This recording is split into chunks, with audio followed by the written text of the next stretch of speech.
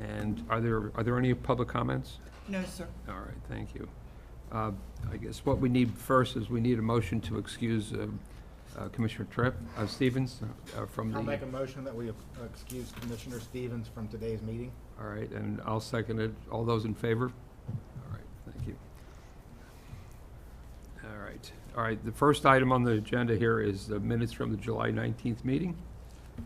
I'll make a motion we approve the minutes as presented. All right, I'll second the motion. All in favor, signify by saying aye. Okay.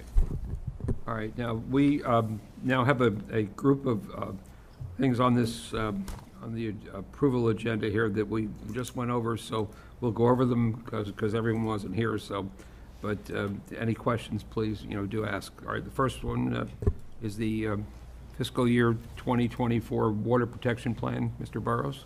Yes, sir. Every year, according to our NPDES discharge permits for wastewater facilities, we're required to maintain a watershed protection plan and sampling protocol. We have had a long-standing relationship with Integrated Science and Engineering to complete the sampling and reporting requirements necessary for this permit requirement for us. The cost this year is broken down between the three facilities there at $35,700 for Academy Creek, $14,975 for Dunbar Creek, and $14,625 for Southport, for a combined total of $65,300. This is a budgeted line item in our annual operating budget. This is actually about 5% lower than last year's total. What this does is essentially get upstream and downstream water quality information surrounding the wastewater plant to confirm that we are not negatively impacting the in-stream water quality, and also to keep an eye on non-point source pollution that occurs in the area. All right, I'll entertain a motion on this matter. I'll move that the Finance Committee recommend the full commission approve a contract award to Integrated Science and Engineering for the fiscal year 2024 watershed protection plans in the amount of $65,300. And I'll second the motion. The points from the earlier discussion are this a requirement from EPD, is that correct? That is correct, yes, sir. Yes, and this actually is slightly lower than than it has been in the past. That is correct. Right. So this is something we have to do. So, any questions or discussion? Well, along similar lines, and not to indicate that our results have been bad, but with the Pinova volume basically going away, do we anticipate the results being even better? I would suspect anytime you're going to reduce the influent concentrations coming to the plant, that our effluent concentrations would at very least maintain, if not improve slightly. This sampling is for upstream of our discharge and downstream of our discharge to get an idea of the background levels in the receiving streams. So we sample for, like Academy Creek, we sample up off of Buffalo Creek area, Burnett Creek, on those bridges up there. So you're way up, you're catching even some of some of that stuff is impacted by things in other counties. So this is more about the whole watershed versus our discharge at the facility. I will say our discharge at the facility is substantially cleaner than what the background levels are already, and that should continue to improve. All right. Any other discussion? All right. We'll do the question. Are all those in favor? All right. 2-0. All right. The next item is number 3. And this is the contract award for Pump Station 4044 rehab. Yes, sir. Pump Station 4044 is on Altama Connector in front of the current Breaks for Less site. We have acquired property from the adjacent Prime South Bank in order to construct a new pump station, mostly because we need a new wet well at that facility to prevent short cycling of the pumps. We had extensive discussion about this project at the Facilities Committee meeting because it is substantially over budget, both over the original budget, which was budgeted 3 years ago, and the engineer's cost estimate that was provided. We've worked as best we could to get the price down with the contractor. This is a critical project for us given the increased flow that's seeing and the short circuiting of that pump station right now. So staff is recommending we do move forward with the loan bid that we received from Popco Inc. for the amount of $1,980,656.90. This is funded out of the R&R reserve. And I have done cash flow projections moving forward, and all the projects we're talking about today can be funded even though they are all over the budget that was provided. All right, I'll entertain a motion on this matter. I'll move that the Finance Committee recommend that the full commission award a contract to Popco Inc. for the rehab of Pump Station 4044 in the amount of $1,980,656.90. And I'll second the motion. On the discussion on this, one of the points is that this is a major station here, and there's a distinct shortfall in the way it's not handling the capacity it needs to at this point. So it's kind of a critical project because, Mr. Burrows, what areas, what kind of businesses flow into this? This handles the mall area, the Home Depot, Chick-fil-A, the former Bed Bath & Beyond area, all flows through there.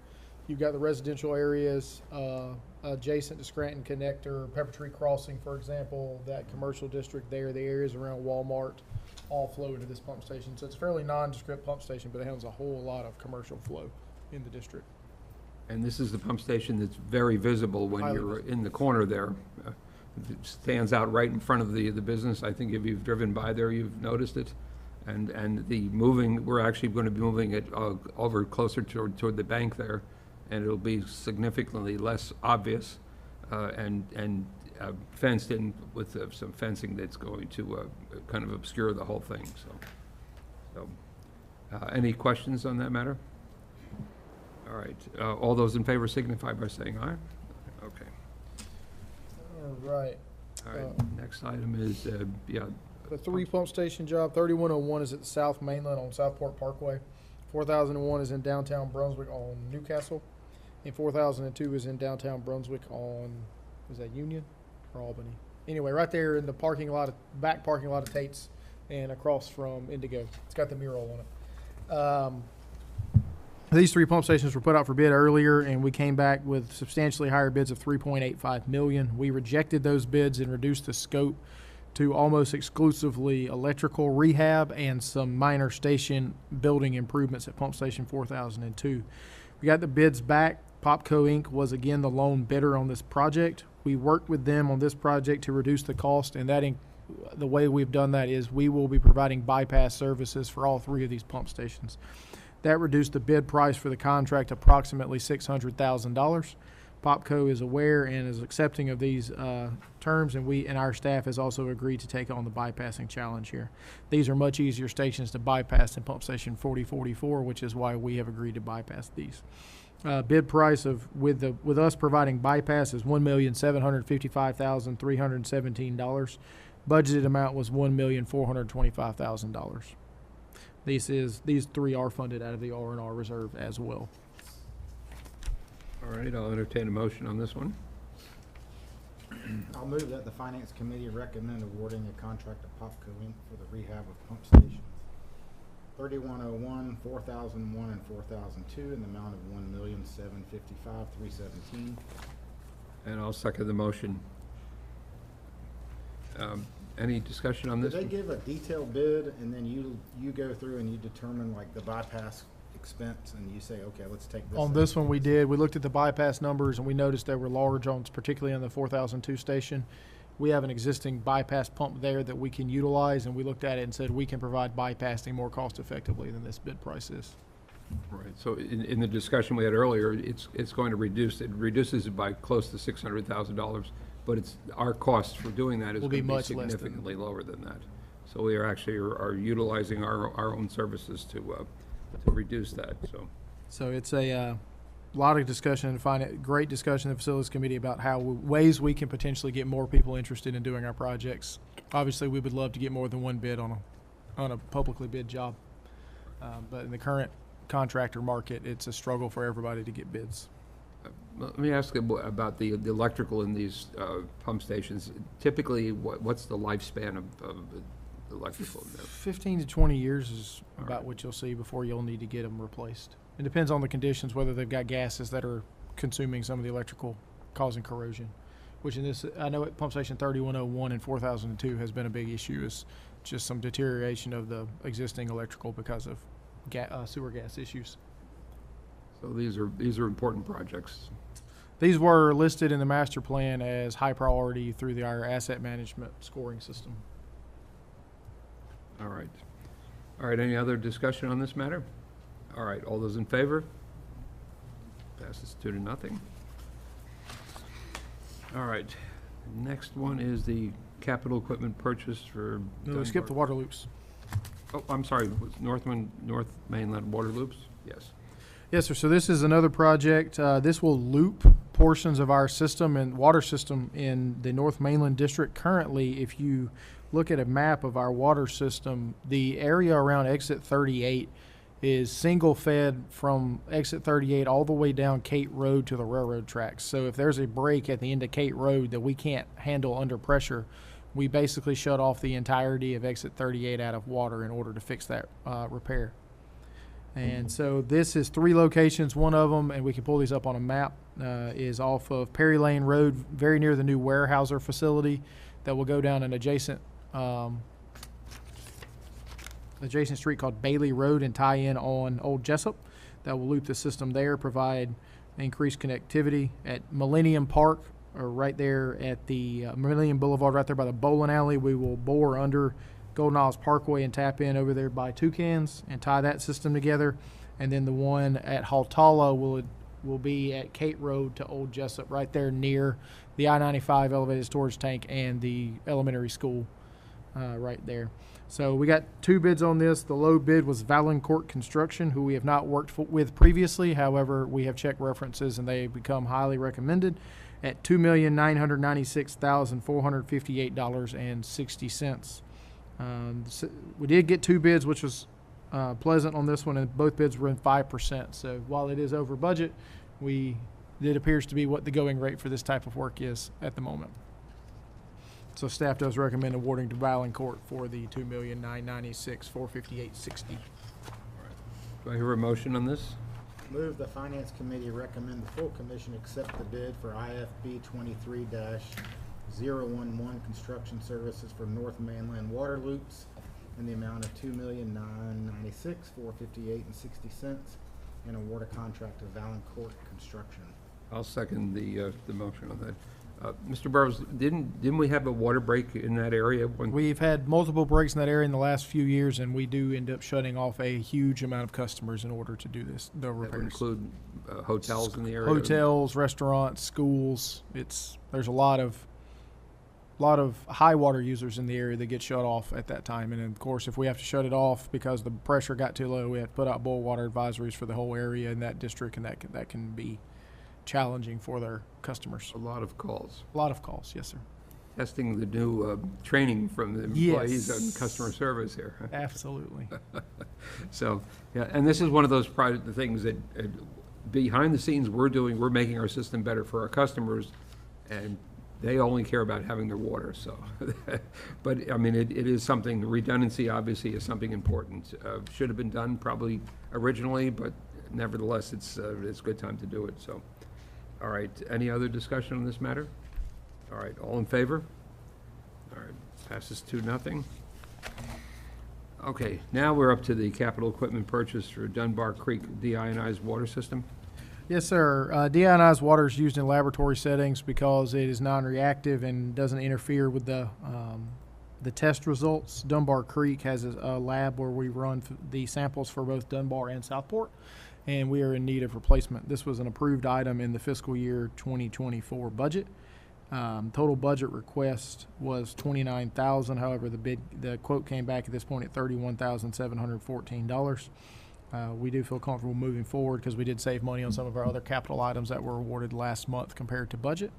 So the request here is to approve the purchase of the deionized water system from Evoqua for Dunbar Creek in the amount of $31,714. All right, do I hear a motion? I'll move that the Finance Committee recommend the purchase of the deionized water system from Evoqua in the amount of $31,715. I'll second the motion. Any discussion? No. All right, all those in favor? Passes 2-0. All right, this is item 7, the capital equipment purchase for a half-ton work truck. Yes, sir. This is an item that was approved at the budgeting process, and we're bringing before you for approval before making the purchase. Purchase a half-ton work truck for pre-treatment inspection personnel. The budget was $35,000, and it looks like we beat them down all the way to $34,997 on the truck to make sure it came in under budget. So kudos to our purchasing staff for getting this one under budget. So this is to purchase a truck, half-ton work truck from Murray Ford for $34,997. All right, I'll entertain a motion on this matter. I'll move the Finance Committee recommend the purchase of a half-ton work truck from Murray Ford in the amount of $34,997. I'll second the motion. We don't have preference on We do brands not. of trucks? We will purchase from whoever A, has an available truck, and B, has a good price on it. Okay. We have Ford, Chevys, and Dodges in our system right now. All right, so, And everyone has their preference, but they get whatever is bought at the time. and are we taking a truck out of service? Yes, the truck that the personnel is currently driving will be surplus at a later date, Okay. once this one has arrived and in service. And I know we keep trucks for a very long time. We so- tend to keep trucks for at least 7 to 10 years, depending on the mileage that they get on them. Right. Okay. Any discussion on this matter? All those in favor? All right, passes 2-0. And this is item number 8, the GFA loan modification. Ms. Roberts? Thank you, Commissioner Cook. Commissioners, you may recall, for those of you who were here for this, back in September of 2019, the board did approve our original GFA loan for the Academy Creek water production control facility and gravity sewer system projects. We did have a modification that came before the board in February of 2022. That was just an extension of time, no other changes to the terms and conditions. And now we're bringing before you the modification number 2. Once again, only a time extension, no other changes to the terms and conditions.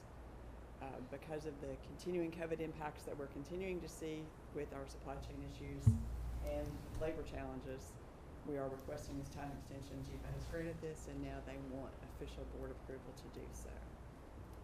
For those of you who were not able to attend the the facilities committee, Ms. Janice, do you want to do the magic mouse to the edge map for us there?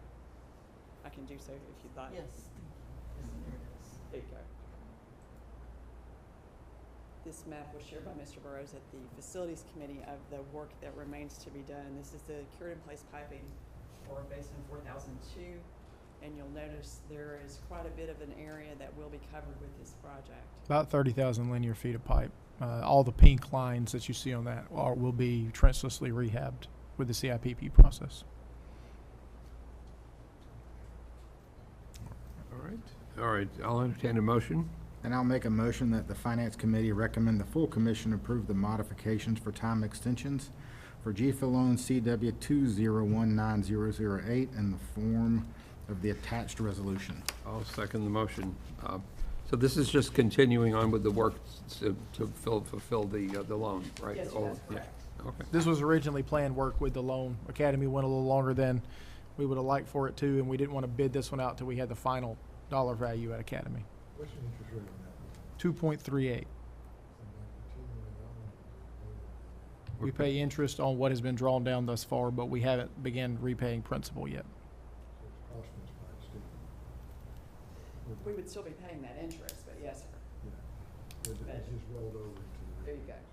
Yes. And the extent, I don't believe I provided the date, but the extension is to the earlier of either the completion date or July 1st of 2024.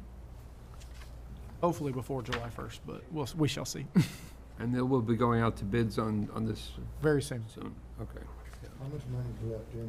Do we have enough money We have about 3.8 left in it. you don't have 3.8? We do. The reason the estimate on that is 3.8 is because I continued to add lines that needed a rehab until we ran out of money in the budget. We have more lines than that need rehabbing down there. These are the highest priority ones that we could fit in the budget. Why don't we take bids on the whole thing and have a deduct taken out? That's all right. So then we can decide what contract is there. Can we do that? We can, but it won't be out for bid in the next couple of weeks if we do that, because I'll have to go back and, Because otherwise we're gonna forget about it, perhaps. potential, yes, sir. Although, I mean, let's be honest, we score, as you're aware, Commissioner Turnipseed, and for the other ones, if you're not aware, we do CIPP, we do CCTV inspections of all of our pipes. And there's standards, NASCO standards of how you score those pipes. And they get a rating of 1 to 5 based off of the condition of the pipe. A 5 being in worse shape, basically requiring immediate need, and a 1 being, hey, this thing's brand new. So we have televised that entire basin. With this work, we're able to actually attack all of the 5s and 4s.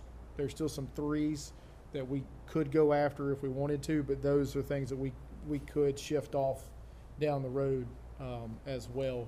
They're not immediate needs. A 4 and a 5 would be, you need to do this within a 5-year window type scenario, 3 to 5-year window. So that's why we lumped it together at one time and tried to get those out. That's also why you see it jumps around. Instead of just going and lining every pipe in the basin, it's just the ones that scored necessary to get that done. And the criteria on the 4 and the 5s are that they're at risk of failing completely? Right, there's two scores you get. One's a structural score and one's a maintenance score. Well, the maintenance score just means we need to clean it more. That's fine, we can do that. So this is based off the structural score of the pipe. So if there's a fracture in the pipe or a crack in the pipe or a void in the pipe, or if there's joints leaking, all of that has a standard score. We don't produce the score. The NASCO standards, the software we have, we put it in there and it spits the score out. So we're unbiased when it comes to, we just code the defects when we see them. Have you had a pre-bid conference on that project yet? No, sir, it hadn't been advertised yet. Typically, and we shall see on this one, typically we do get more bids on CIPP work than most of our other jobs. And now we put an addendum out, adding those others, and add it as an additive alternate. We could, yes, sir. Yes, sir. Just in case, we got to. That'd be, yeah, we can certainly do that. Cost too. Yes, sir. Yes, sir. Certainly look at that. We just need to decide we're going to spend that money. Well, this part will be covered by the chief alone, but if we do any additional It would work, have to then come out. have to come out of R&R? Yes, sir. Okay. But this is about 30,000 feet. That basin's about 120,000 feet. By no shape or form does all 120,000 feet need to be rehabbed. Is So, this, will it be double that we need to rehab? no, sir, it won't be double that. So we would be going after the 3s, but not the 1 or the 2s? Not the ones of the twos, no, sir. Okay. And I assume that the pipes in there are significantly older? Some of these definitely have some age to them, yes, sir. And this is all south of, Not all south of Gloucester, but the overall majority of it is south of Gloucester, between 17 and 341. If we needed to request an increase in the loan amount, what would be the interest in the loan? I think the current rate's about 2.6, isn't it? Yes, sir. It would be higher than the 2.38, yes, sir. Check with you. I checking the charts on the website, it shows the rates, yes, sir. For an increase? Yes, sir. I want to do that. If we get a good price, yes, sir. We can certainly talk to them about that. that's not a significant difference considering all the increases in the rates have gone up, so. Yes, currently GFA is still an attractive financing option compared to, say, a bond market where you're getting 4.5% type We do return. get forgiveness on rehab, don't You potentially, yes, sir. We got $750,000 of forgiveness on this project, which we haven't realized all of because we haven't expended all the money yet. we? Or we'll get forgiveness on this additional to it. Yes, for whatever that percentage is. So, yes. 2.63? Probably would qualify for forgiveness for that. We'll give you credit. It'd be good for you to reach out to Chief and ask him. If Sorry. Say we need to spend, to increase the loan, and would we get more forgiveness? Do you have any idea, from your review of the hours of tapes, do you have any idea about how much more work it will entail if we decide to go with the Just series? estimating from what I've seen, you probably got another 10,000, 12,000 feet of pipe that would be added to that. So we're about 30,000 now, so that kind of get about another third or so,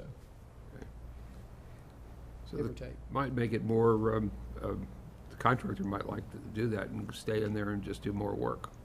Like I said, knock on wood, we'll see what happens, but we've always had a very good participation in bidding lining work like this. Those contractors they're willing to travel, particularly for larger jobs like this, and so Yeah. most of our other jobs are getting 1 or 2 bids. On our CIPP jobs, we typically have gotten 4 to 5 bids for work. 2 years. Yeah. Yeah, it's been a couple of years, right? Did Gotta we were, have faith, Miss Pam. what were we doing? The last one was, There's a lot of ARPA money and Yeah. other folks' money that are floating out there in the world, so we are competing against a lot of people that have a lot of money yeah. to spend right now. The last project was the one on Altama? Was that the, Pretty good shout. is that the last one we did on? We got Altama and Sea Palms West was the last lining Right, the job we last- did, and and the last major lining job we did was that part down Whitlock. Right. That was large diameter. There's some large diameter, but most of this is 8 and 12-inch pipe.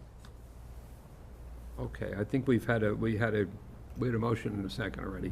And you're requesting that the date change to July of next year, is that correct? Either the Extension. completion date or July 1st of 2024, whichever Comes first, okay. Yes, sir. All right. Any other questions? No. All right, all those in favor? Okay, it passes 2-0. Thank you, Commissioners. Thank you. All right, now we have the fun part, financial statements here.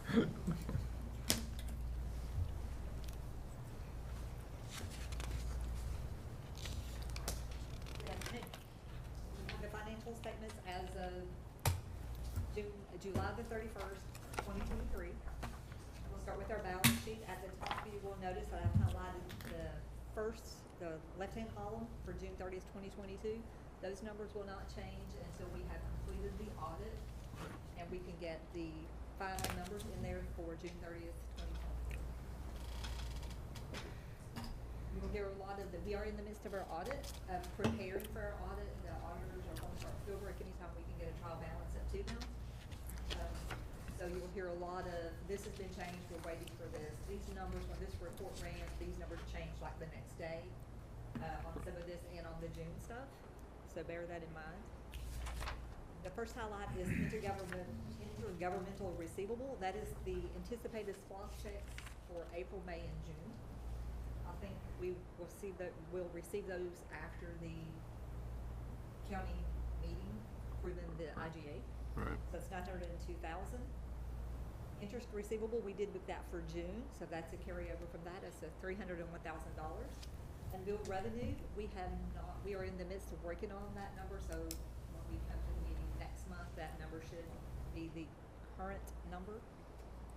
SPLOST account, the $428,000. When we do receive the $900,000, that fund will go into our SPLOST account. On down to the bottom, we have highlighted the short-term and long-term. We have done some short-term and long-term adjusting entries just earlier this week, so you will see those numbers change a little bit. We also booked a receivable this week for the bond and GFA. Withdrawals for work done prior to June 30th, and we submitted the request after June 30th. Page 2.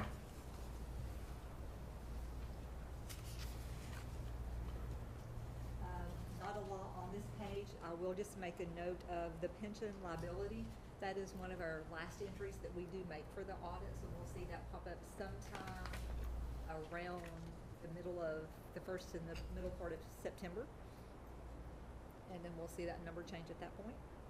Any questions on the balance sheet? On to page 3. You do have a revised copy of page 3 and page 4. So upon my review of this, taking my notes, I noticed that the debt principal portion at the center of the page, that number was off. When I went back and reviewed let me look at my note here.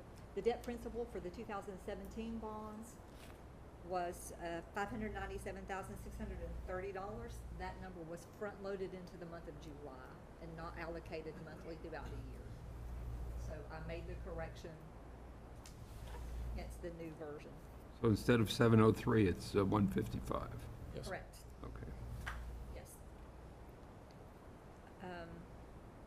On the revenue portion for the sewer, water, the debt charges and admin, you'll see the percentages that we're basing the July allocation on: 9.64, 9.95, 8.36, and 8.38.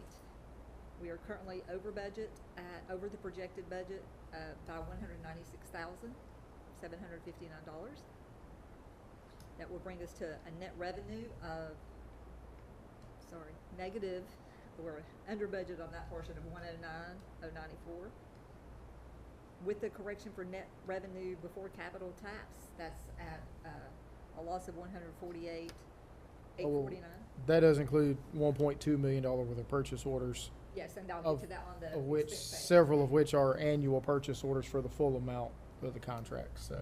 Yes. Those are loaded in the beginning of the Those are fiscal those year. like for chlorine and the grass cutting contract and things like that, that are annual. We pay once every month. Right. The PO's encumbered July 1st. Right, so it's a big number, but it's really over a period of 12. Yes. 12 Yes. okay. Standard government. On page 4, my talking points with what Andrew mentioned. And we do have a total PO due to the rollovers and new purchase orders of a little over 1.2 million. That brings the operating expenses at a over budget of a little over 300,000.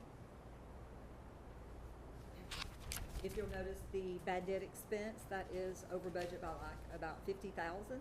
And I do note that this is estimated using the allowance method based on receivables, so it's always an estimate, and it is an estimate, so Mhm. that number Right. can go up and down. Any questions on revenues or expenses? On page 5, please.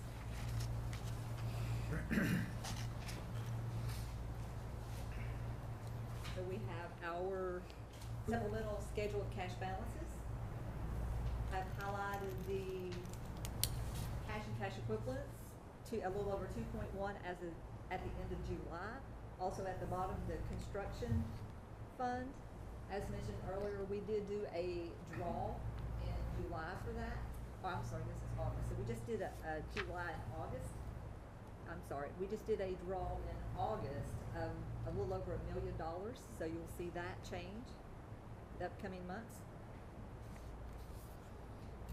Page 6, again, a note for the SPOS account.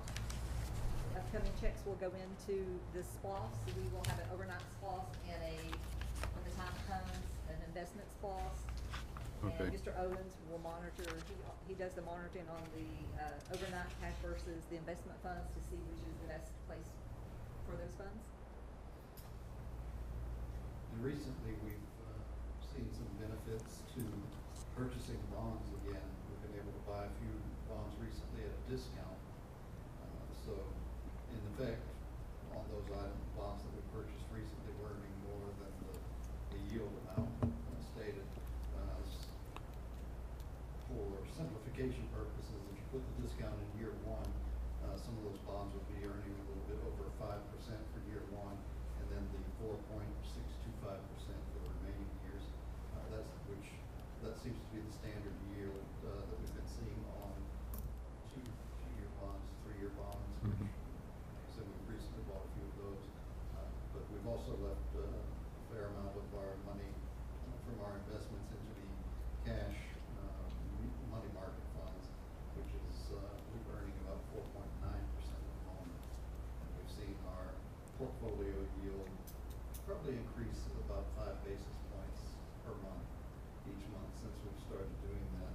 And one of the first things Francis mentioned on the balance sheet side was the interest receivable.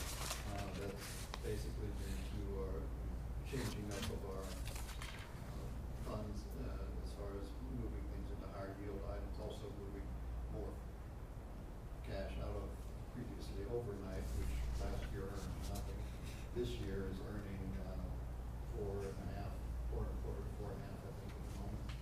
And thus, we saw that our interest receivable as of year end went from 175,000 last year to 301,000 this year. So the financing market is working in our favor to help us out this year. Fine. With all of the higher costs and revenue also that we're seeing from those. How are we doing on the transition to the new bank? Are we? It's almost complete. We're targeting closing the Truist lockbox down the end of this month. Essentially, all of our bank accounts have been transitioned over, except for a small amount in our revenue and checking account, which is basically the revenue account, of course, is catching what little bit is still flowing into the Truist lockbox. The checking account is there for any outstanding checks that were written that haven't been cashed. So we're in the process of evaluating those outstanding checks and seeing which ones can be canceled on the Truist Bank and reissued via Synovus, or canceled altogether and sent to unclaimed property. And probably be able to wrap that up about the same time as the lockbox, if not the end of the month, beginning of September. Excellent. Okay, thank you. We all seem pretty happy so far with the transfer. I know we're getting a little better customer service at this point. Yeah. Yeah, much better. That's a good description, so. The last note on the cash balance, cash statement is our total of $76,559,883. On to page 7 and 8, project summary. At the bottom of the page, you'll notice that our expenses for the month of July was $117,000. Below that, you'll see a $27,334,480. That's a total with everything in construction in progress account to date, all current projects. And I will note, July is always our lowest project cost month, because we push the contractors to get us invoices by June 30th so that we can put it on last fiscal year's because of the accrual, but then they don't typically bill us again until August, so they basically skip the month of July, so we don't get any invoices in. It's That's always no- our lowest project cost month.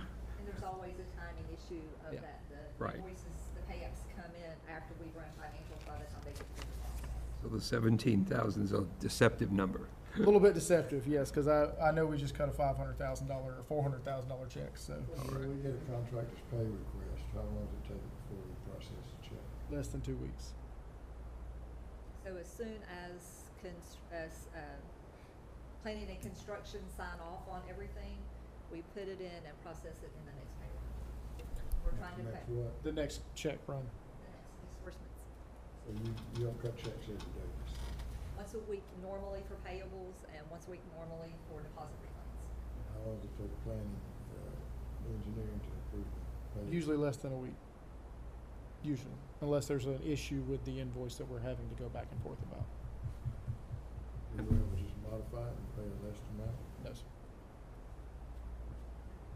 If they don't have the invoice correct, we send it back to them until they get it correct. If there's any inspection items or any disagreement with stored materials, any of that is all taken care of before it comes to us. We did, and now this is not standard, we did pay one invoice in 3 days, just because of the way it worked with the timing of it, and the contractor called me 4 weeks later wanting to know where his check was.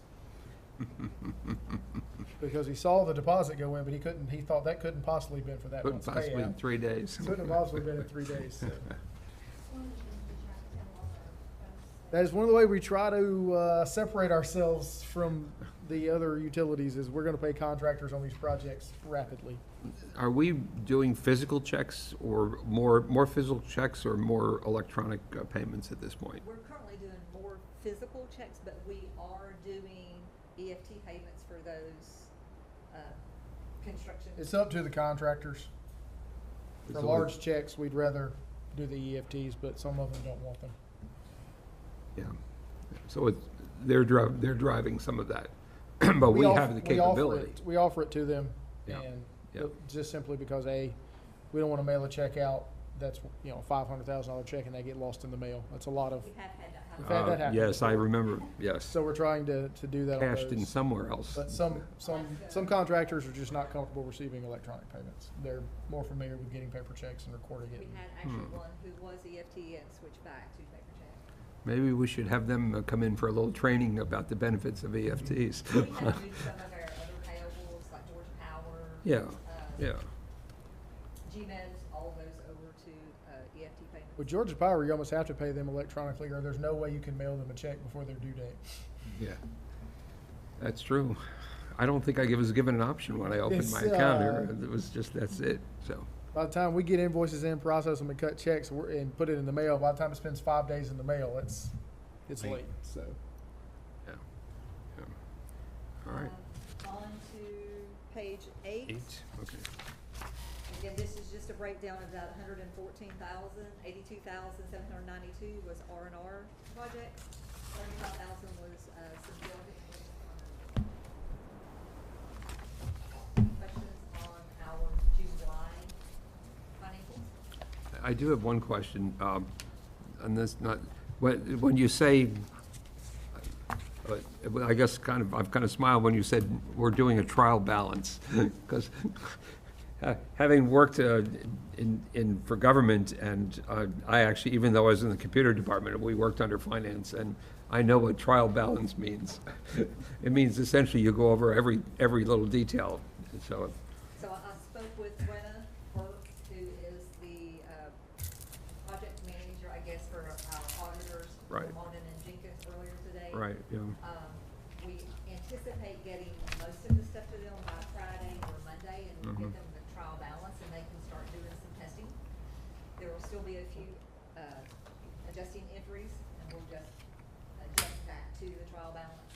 And do they have access to portions of our system, at least to be able to read information, or is it, we have to transfer everything over to them? They are, last year they did remote Yeah. with a VPN, Mhm. and they've already reached out to IT, and they're going to get with Martin and Jenkins to set up that VPN again, and they're going to work remote for most of the time. Right. They will choose one day that they come down for on-site, and they will also go to Human Services for that field work, payroll, HR records, Right. and all of that. So they're ready to start doing as fast as we can get it loaded, and we're in a good place compared to where we were last year. Finance's favorite time of the year, right? Audit. All right, thank you. Anyone, any questions? Actually, I got one more. Oh, I'm sorry. So that was July. I do have an update on June. Okay, good. So again, we ran this report last week, and as soon as we ran it, we posted more invoices, and things changed, and we do have some more entries. As of June 30th, with this report that I ran last week, our operating revenues are 2.6 million over the projected budget. Some of that is due in part to the 300,000 that was interest receivable that we had to book an entry for, having our new meters in the ground that are capturing that revenue. Mhm. And we had a lot of new connections last year as well. Right, yeah. The operating expenses at 1.4 million over budget. The POs have already been rolled forward at that point. So the net revenue before capital fee, $741,722. Again, we still have a few entries. We still need to book the liability for the insurance accrual and the net pension. Those are two that I know of that will affect this. Right. The net pension won't affect that would just affect the balance sheet, it won't affect that, Yeah, right? true. Right. Do we know what percent increase in our water revenue is so far per meter or whatever? We have not done that analysis, but that's something we have talked about doing, so we need to do that. Pick a sample and see what happens. A lot of people will be less. But most people's not gonna see a whole lot of difference. I mean, obviously, the bulk of the recovery is the people that were getting a 2850 bill, but using, It'd be good to know that number. So we should know. we can get that information, yes. About a number of meters, so $10 per meter per month. We can certainly track that down. It'd be good information to have. For my yeah. kids, $50. You know, you were getting a good deal. On the pension, are we up to date on that, and did we pay that down any of this last year? I'm not sure what that number is. We've gotten some valuation reports from GMEDS, but I haven't looked at those. I don't know if anyone else has. We are continuing to pay extra each month, though, in addition to the invoice that they send us. We send an additional payment in order to continue to pay down that liability, yes, sir. It's within our budgeted amount that we set aside. Would expect with the market rebound that we've seen in the first half of this calendar year, that liability should increase. Just remember that the pension liability calculation is always a year behind. Right, exactly. I've not heard us be given an update on that this whole past year. We only get the number once a year. When's it gonna come? It's recorded when we finish the audit.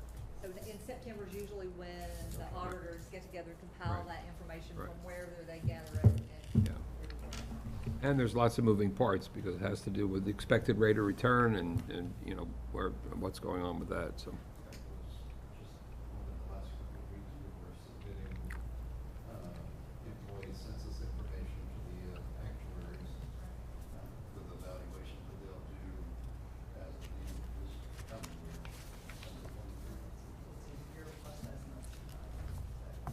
So there's a lot of work involved, so they only give us that number once a year. Any other questions? Nope. That's all that I All right, thank you so much, appreciate it.